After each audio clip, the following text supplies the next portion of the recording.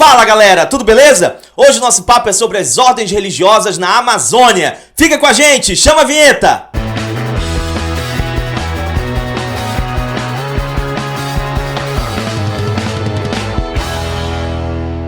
Vamos nessa galera, falar sobre as ordens religiosas aqui na Amazônia. Vamos entender a atuação dessas ordens religiosas e qual a importância delas na história da Amazônia colonial. Bom, primeira coisa que a gente tem que saber é que os missionários vieram para cá por ordem da própria coroa portuguesa.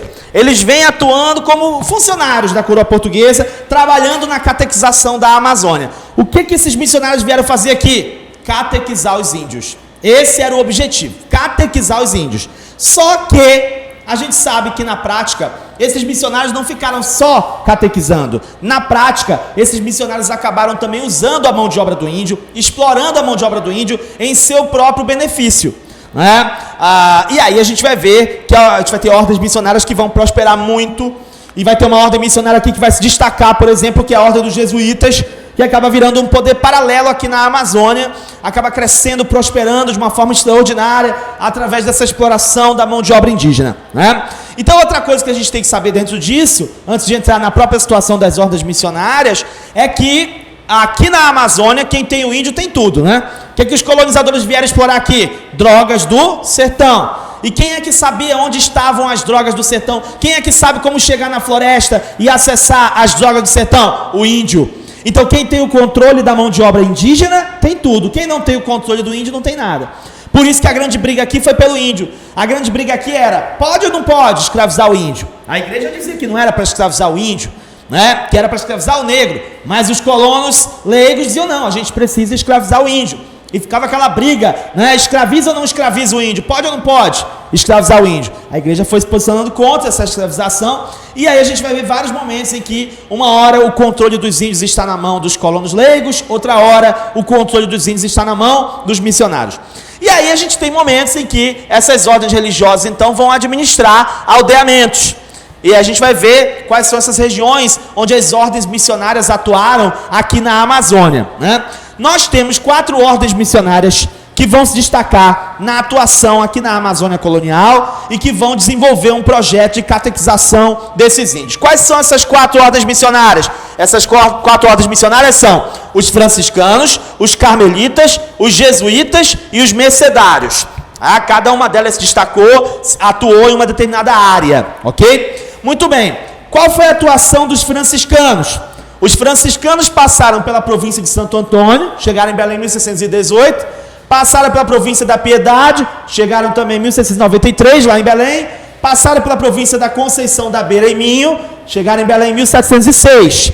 Nessa administração que os franciscanos desenvolveram, os franciscanos administraram 26 aldeamentos indígenas, e esses aldeamentos indígenas estavam nessas áreas do Baixo Amazonas, Ilha de Marajó, adjacências de Gurupá, distrito do Amazonas até Nhamundá, e inclusive também o Xingu e Trombetas.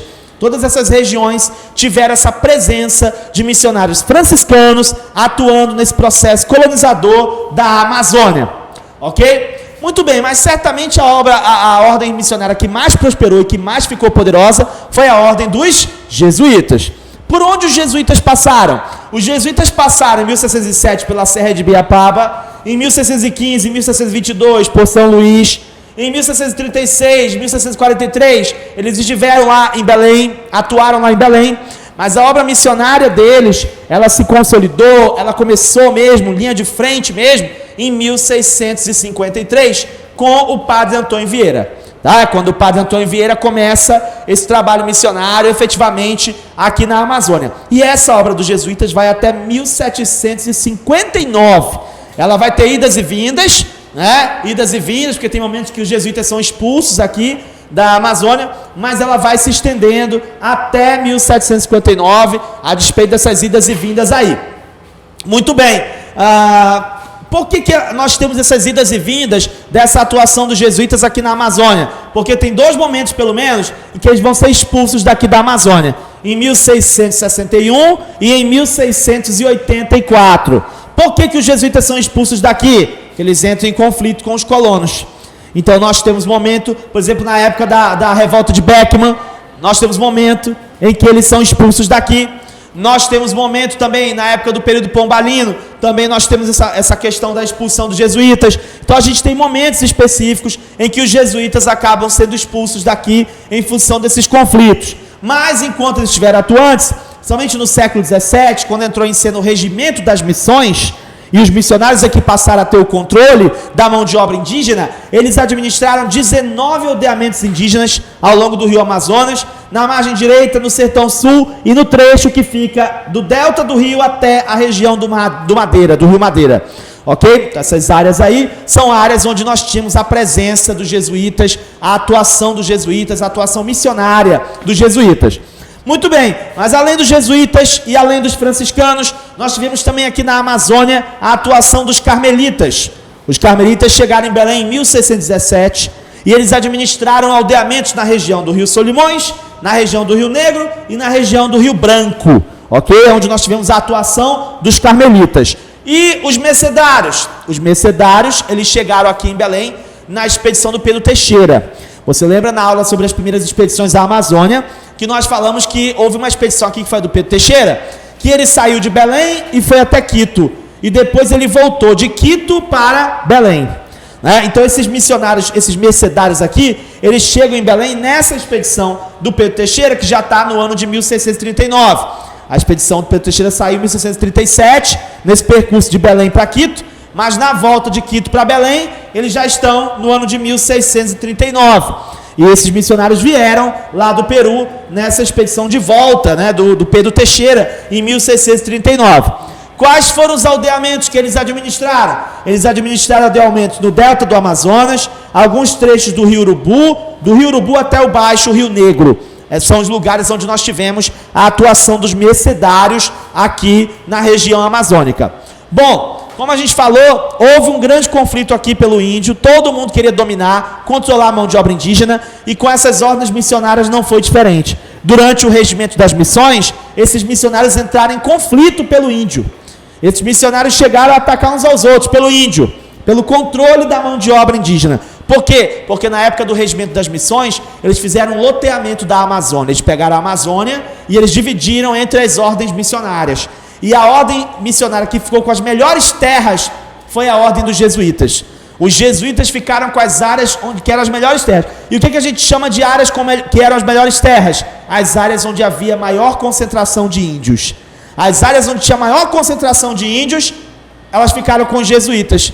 Então, por isso que os jesuítas tiveram uma grande exploração, puderam fazer uma grande exploração dessa mão de obra indígena nessa época. E não por acaso eles tiveram um resultado diferenciado, ficaram tão poderosos, viraram um poder paralelo e só vão cair realmente com a época do Pombal, com o Diretório Pombalino, quando eles acabam perdendo o controle sobre a mão de obra indígena e acabam sendo expulsos daqui. Então, isso tudo ajuda a explicar por que nós temos esses conflitos todos acontecendo entre essas ordens missionárias. Nas cenas do próximo capítulo, a gente vai falar sobre o Pombal, sobre o período pombalino. E aí nós vamos ver que quando o Pombal entrou, a festa dos missionários acabou, né? Esse domínio dos missionários sobre a mão de obra indígena, esse controle que eles tinham sobre o índio, ele vai acabar quando entra em cena o Marquês de Pombal, quando entra em cena o Diretório Pombalino.